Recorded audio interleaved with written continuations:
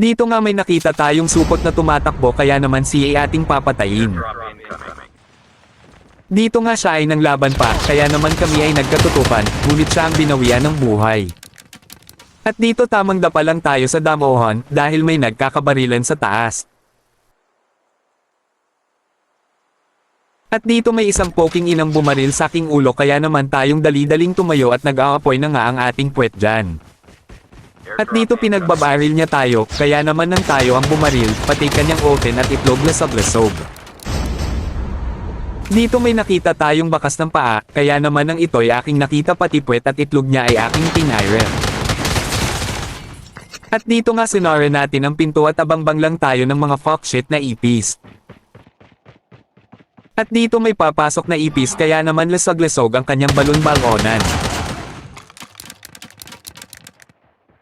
At dito nga 1v1 situation na kaya tago-tago lang ang ating bida.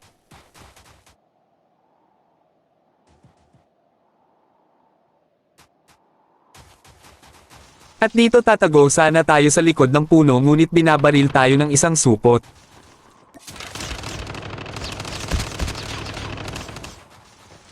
At dito binaril ko siya ngunit lahat ng bala ay hindi tumama at napa-rewind pa nga siya sa sobrang kaba at tumalon nga siya sa bintana at pagtapak niya sa lupa unat na ang kanyang mga paa.